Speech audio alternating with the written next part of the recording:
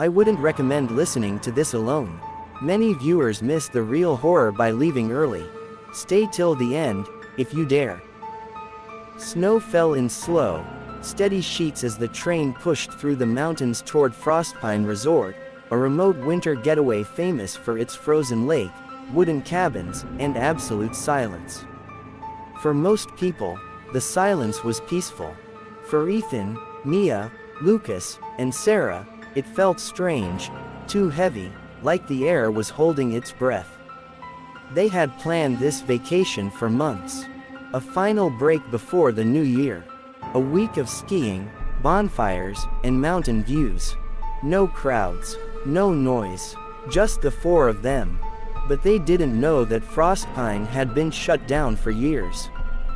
They didn't know because the resort's website was still online, still accepting bookings, still sending confirmation emails no one had updated since 2016.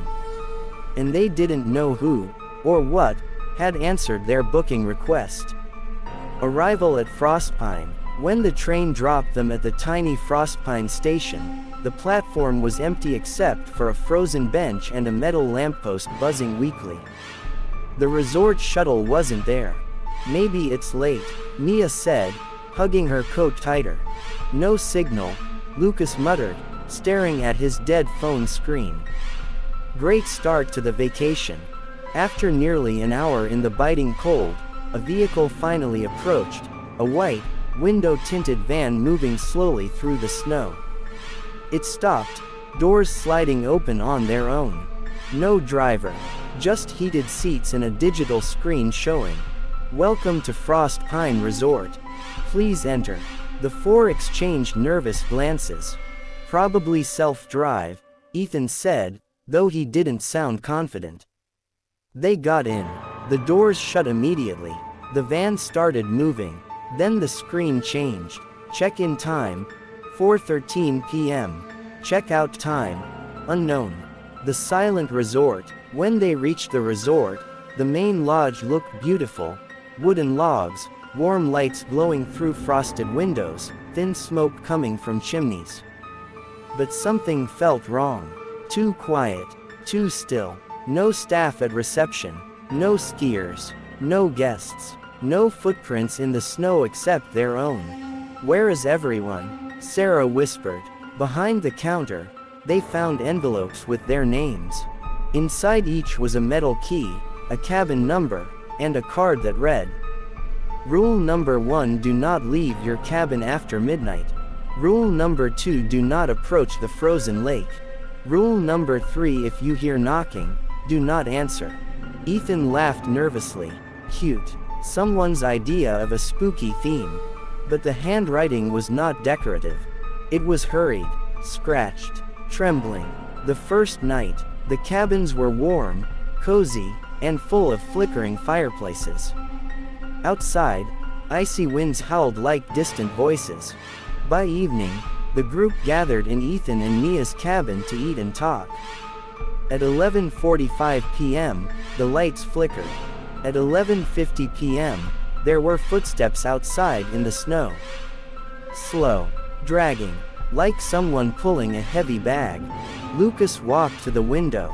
Probably a staff member. His voice stopped. The rest hurried over. Someone was walking between the cabins, barely visible in the snowstorm. A tall figure. Too tall. Its limbs awkward, as if they were bent wrong. It moved with a strange rhythm, 3 steps forward, 1 step back. And it was leaving no footprints. "Maybe it's a shadow," Mia whispered. The figure suddenly stopped. Slowly, its head turned toward their cabin window.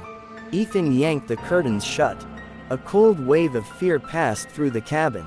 No one slept that night. The lake. The next morning, sunlight made everything look harmless.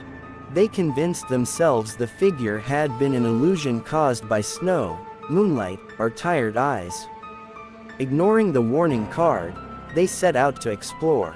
The forest paths were beautiful, but the air felt colder the closer they got to the lake. The Frostpine Lake was completely frozen, but the ice wasn't smooth. It was cracked in strange spiral patterns. Like something underneath had been pushing upward. "Guys," Sarah whispered, pointing. "There's something under the ice. A dark shape, human-shaped." At first, they thought it was a frozen body. But then it moved. Barely. A slow twitch of the arm. The shape pressed against the ice. A handprint appeared from below. Mia screamed. They all backed away. The handprint stayed, glowing faintly on the surface. Sarah whispered, terrified, "Someone's alive under there." But Ethan shook his head. "No, no one survives under ice in this cold." The shape under the lake pressed again. This time harder. Cracks spread across the ice in jagged lines. That's when they noticed the sign half buried in snow. "Lake closed. Do not approach. They are not dead." Night 2. The knocking. That night, the storm returned stronger. Wind slammed against the windows, and snow piled up fast. By midnight, the temperature dropped so suddenly the walls creaked from the pressure. Mia had just started to doze off when she heard it. Knock, knock, knock. Slow, heavy, right at their door. Her heart froze. She shook Ethan awake. More knocking. Longer this time. Ethan whispered, "Don't open.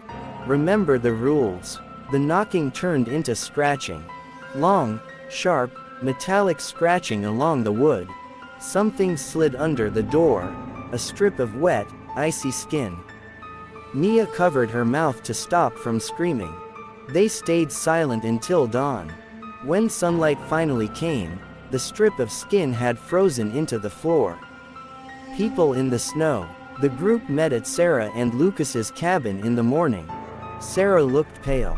"There were voices outside last night," she said. "Someone calling my name." Lucas nodded. "Mine too." Ethan decided they needed to find someone, anyone, who worked there.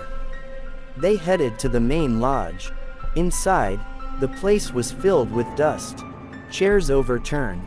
Walls cracked. The electricity flickered. But the creepiest thing was the photos on the wall. Groups of people smiling. Families. Couples. Kids. Each photo had a date under it. 2012. 2013. 2014. 2015. After 2016, the photos stopped. And next to the last one was a newspaper clipping covered in dust. Frost Pine Resort closed after group of tourists go missing.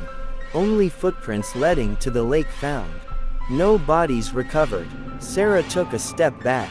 "We need to leave. Now." The floor creaked. They froze. From the hallway came footsteps.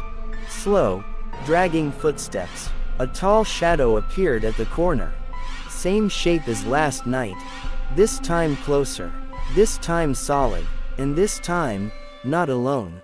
Behind it, several smaller shapes shuffled, their limbs stiff like cracked branches. Ethan whispered, "Run."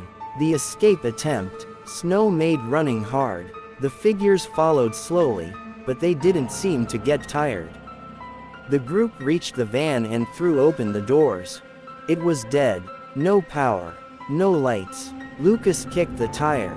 "This can't be happening." Sarah pointed toward the forest path. "Train station is only 3 kilometers. We can make it." Footsteps behind them. Too close. They ran. Branches scratched their faces. Snow swallowed their legs. The temperature burned their lungs. Behind them, the shapes continued following, never rushing, never slowing, just coming closer with each passing minute. Halfway to the station, Lucas slipped. He screamed. Ethan turned back. A long, pale arm dragged Lucas into the snowstorm. His scream cut off suddenly. Sarah sobbed, "We can't help him." But Ethan tried anyway. He disappeared into the white fog. 2 minutes later, only Sarah and Mia heard his final shout. Then silence. The station. Sarah and Mia reached the train station, crying, shaking, half frozen. The platform was empty. Then they saw it. Figures at the edge of the forest. Tall, bent, Human-shaped, frozen people, the ones from the lake. The ghosts of Frostpine. They were all coming. Mia screamed, "Please, anyone, help us." A distant train horn sounded. They turned in relief. But the train was not slowing. It passed the station without stopping. Lights off. Windows empty. No driver. A ghost train. The figures stepped onto the platform. Sarah and Mia backed up until they hit the wall of the station. The tallest figure leaned forward, its face inches from hers. Its skin was cracked ice. Its eyes were hollow black pits. It whispered, breath colder than death, "You checked in. You cannot check out." A week later, a new family arrived at Frostpine Resort. They found their cabin keys waiting in envelopes. But this time, there were 2 new photos on the wall. Mia and Sarah, smiling, frozen, and underneath their picture was a metal plate with freshly carved words. Winter Vacation 2025. Never check out after midnight.